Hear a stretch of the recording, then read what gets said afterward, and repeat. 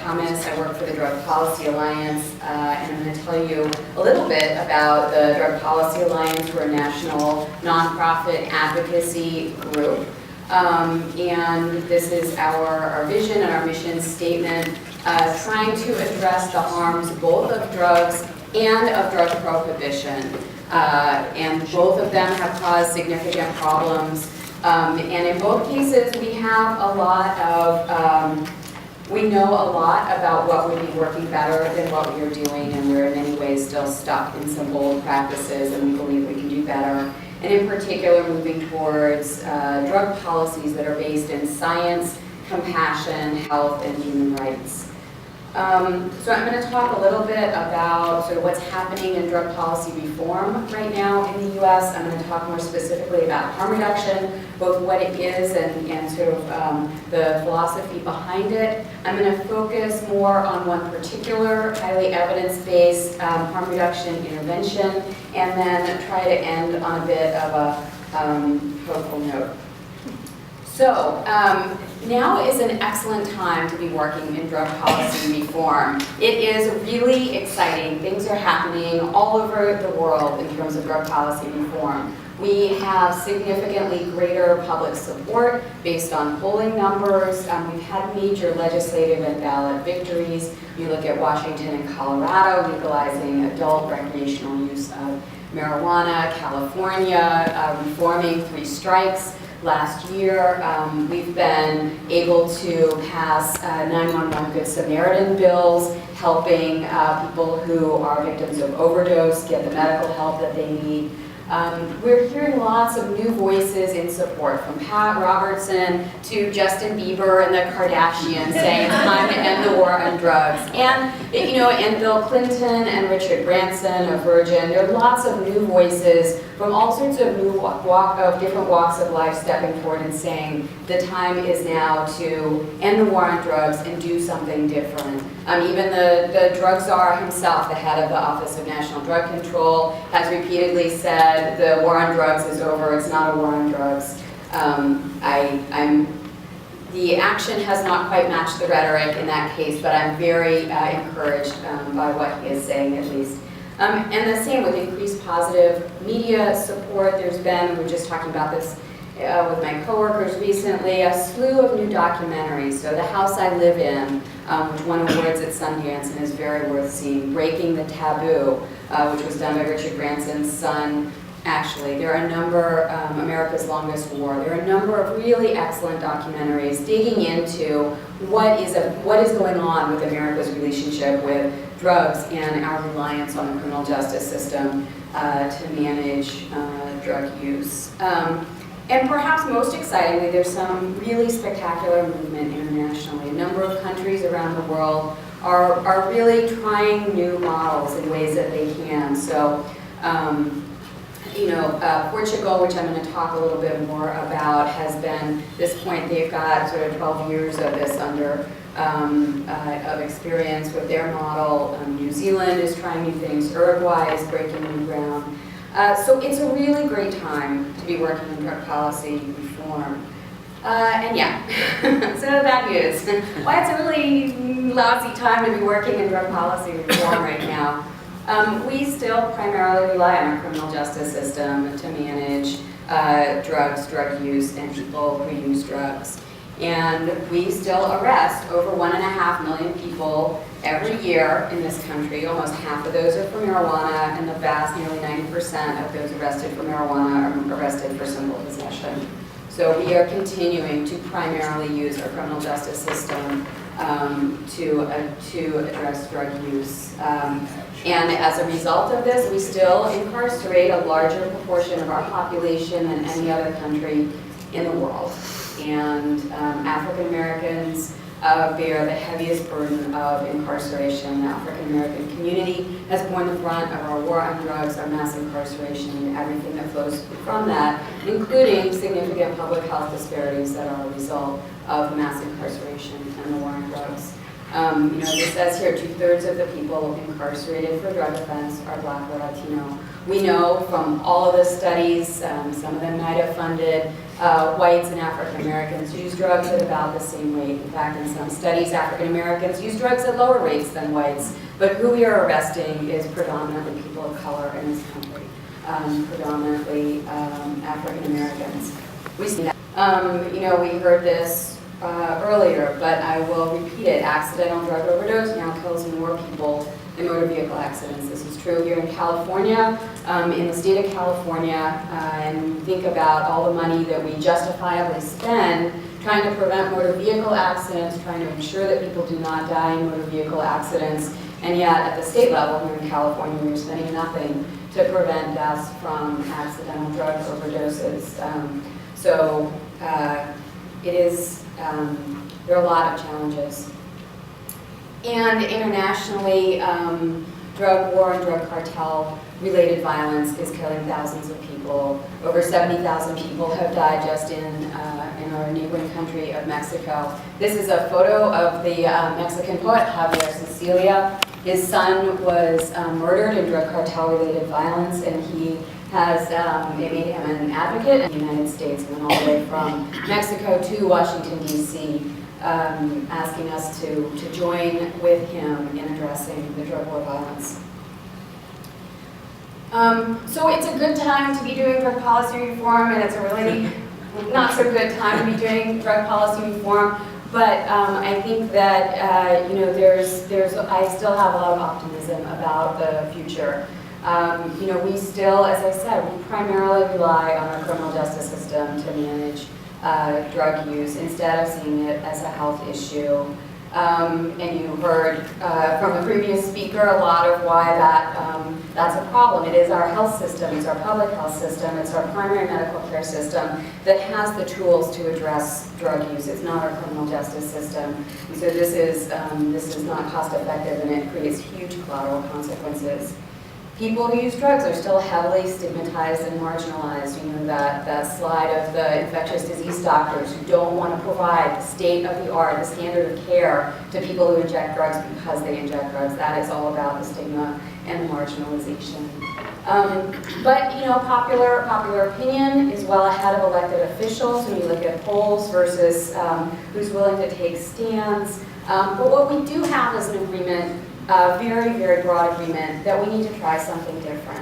There are a number of opportunities. The healthcare insurance system is about to change very dramatically in this country, and I think a lot of us are very hopeful that this will create access to the kind of substance use treatment that so many people want and need in this country and have not been able to access because they don't have health insurance that covers it. So between the Affordable Care Act and the Wellstone Mental Health Parity Act, I am hopeful that this is going to change. And I think it's worth our while to keep our eyes on some of these other countries. New Zealand is in the process of developing a new regulatory system for testing, for safety, for regulating, and for regulating the marketing of some of these new synthetic drugs, the synthetic cannabinoids, the other psychoactive drugs that have previously been a completely unregulated market. We've got the scientists and the chemists making a drug, some kind of new drug that's just different enough so that it's not illegal, and then the law enforcement figures that out and they make that illegal, and so the chemists tweak another little molecule, and it's this arms race, right, between the chemists and the law enforcement folks, and it's the people who are using the drugs who are losing that arms race. And so New Zealand is trying a new process where they're going to work with the chemists and say, you pay for all the testing, the same kind of testing that any medication would go through. And if it passes all of these safety criteria and all these thresholds, then we'll allow you to market it and sell it in these particular ways. So it's taking a very new approach to it, and it's worth keeping an eye on. Uruguay is in the process of looking at government funded, not just marijuana legalization for adult recreational use, but even the government actually being involved in producing the marijuana to completely eliminate any of these illicit drug cartels from being involved in the market and taking the economic incentive out of that market. So, you know, it's interesting times out there. And so with that, I'm going to talk a little bit more just about harm reduction, which I call the seatbelt and the bike helmet of drug use. You know, we understand that people aren't necessarily going to stop using drugs, but how do we keep people safe while they're doing that? And you may be familiar with some of the harm reduction interventions that we have: sterile syringe access, naloxone to immediately reverse opiate overdoses, methadone and buprenorphine are harm reduction interventions. They're not a complete elimination of use of drugs, but it's treating the drugs as medication. And then supervised injection services, which I'm going to talk more about in general. So supervised injection facilities are places where people take their drugs, are able to use them legally and safely with supervision of nurses, social workers, peers. They often receive health care and counseling and referrals to other treatments. It's something that is highly evidence-based, and that we have a huge pile of research findings from Insight, which is located in Vancouver, British Columbia, and it is the largest supervised injection facility operating in North America. And an excellent team of researchers up there has been doing research, looking at what happens at Insight, what are the kinds of health outcomes, community outcomes, public safety outcomes, and what's happened. And what they have found in their research, and these are all from peer-reviewed journal articles, they've got a stack of journal articles several feet high from their research. So the supervised injection facility in Vancouver has reduced public disorder, reduced public use of drugs, public injection of drugs, discarded syringes. People who use the facility are more likely to enter detox programs. They are more likely to stop using drugs. The fatal overdose rate in the whole area around Insight decreased by 35%. They have attracted the population of folks that they wanted to the folks who were at highest risk of suffering consequences from their drug use.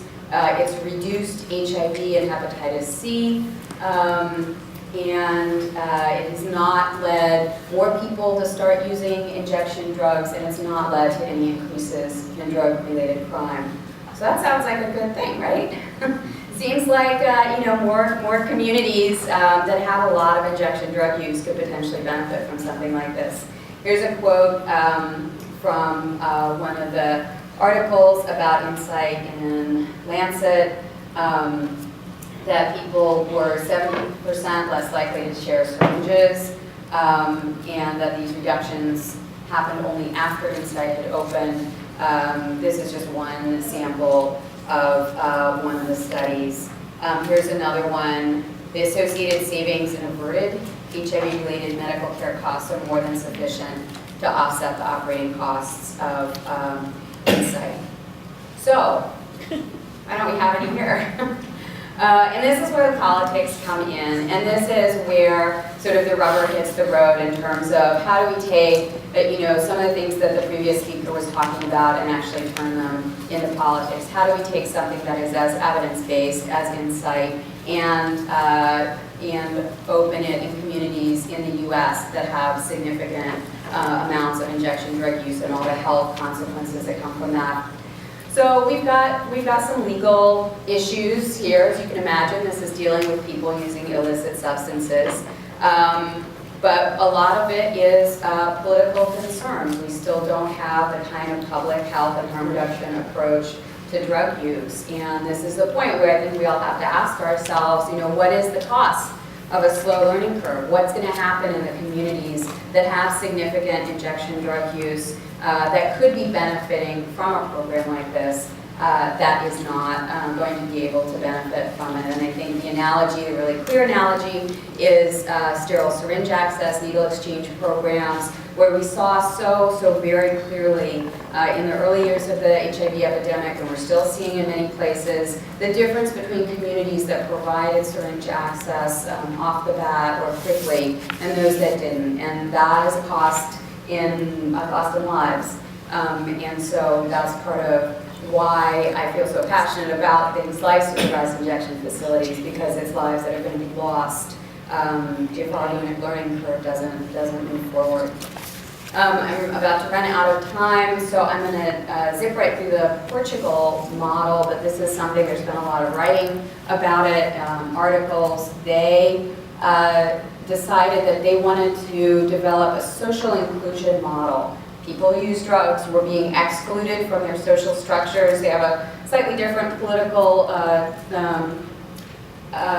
model than we do. They said, we want to include people. We shouldn't have people marginalized on the edges of society. How can we make this different? So they did two core things. One is they decriminalized personal use of previously illicit substances. Heroin, cocaine, LSD, all of that is now decriminalized. And at the same time, they vastly scaled up their treatment capacity, particularly methadone and buprenorphine. They really made it so that they really actually had the kind of treatment on demand that many of us dream about. And they developed these dissuasion commissions. If you come to the police's attention because of your illicit drug use, you end up in front of these commissions that are staffed with people with mental health expertise, social workers, as well as representatives from law enforcement. And they'll say, no, what's going on? Do you need to get into treatment? Do you need to do something else? They have a set of civil penalties they can assess. But it has been incredibly effective. HIV rates related to injection drug use have dropped. Overdose deaths have dropped. Drug use, it sort of went up a little bit at the beginning, and now it's going down again, especially among the younger age group. The rates of drug use are going down, and crime has been reduced as a result. So it's, as you think about what are other ways that the U.S. could respond, what are other ways that our communities could respond to drug use and people who use drugs, I encourage us to think about the Portugal model. So, this is the question that I end with.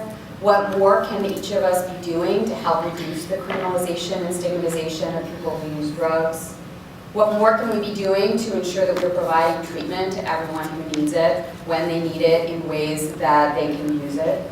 And how can we reframe our approach to one that is really based in science, compassion, health, and human rights? And this is where my plea is for folks who are doing the research. There's so much more that we still need to know about how drugs and humans interact. We need more research. I welcome everyone who steps into this field to do more research, because we need more research.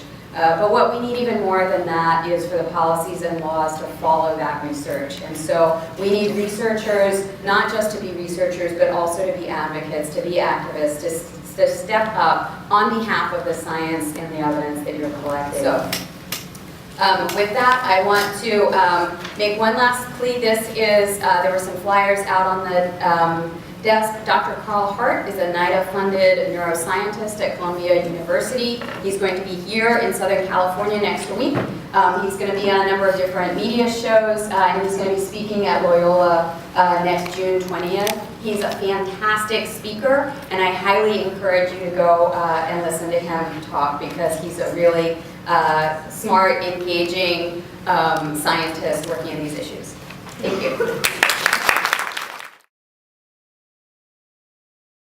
Is a legal and regulated substance, and we've been able to dramatically bring down use among young people. And I think that, it's very clear that marijuana use is continuing to go up. From a Drug Policy Alliance perspective, we do not want to see young people using marijuana, but we believe that a legal, regulated market is one of the better ways to reduce youth use of marijuana, and I think that nicotine and cigarettes are a good model for how we can do that. So,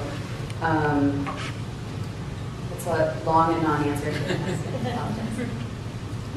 Okay, two questions. First one is, Yes. what kind of data are you guys getting on, and I see a lot of young teenagers that's smoking heroin.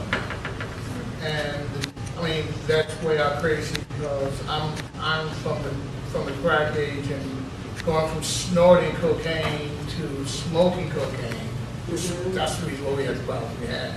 And it really scares me that, you know, a lot of young people are smoking heroin now. And also, what can I do as a provider in the Antelope Valley? Obviously, I got to think about the Antelope Valley, but what can I do to get them to advocate needle exchange? They don't have needle exchanges north of Santa Clarita, you know, in the northern LA County. The questions are about smoking cocaine, heroin, sorry. And the second question is about harm reduction. What do national providers do? So I hadn't heard about an increase in people smoking heroin, so that's really interesting.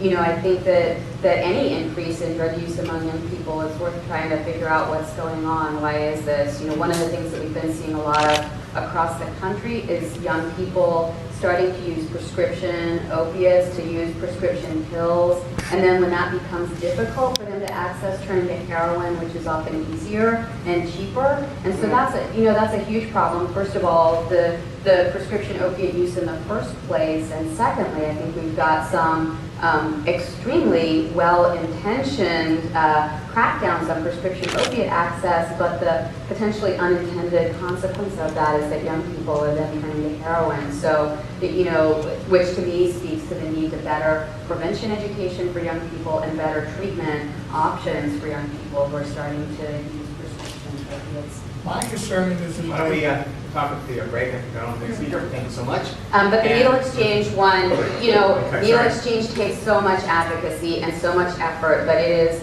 is worth doing. You know, in LA County, you do have providers in other parts of the county. I know that LA in particular has had a lot of community opposition, but talk to your community leaders, talk to your local elected officials.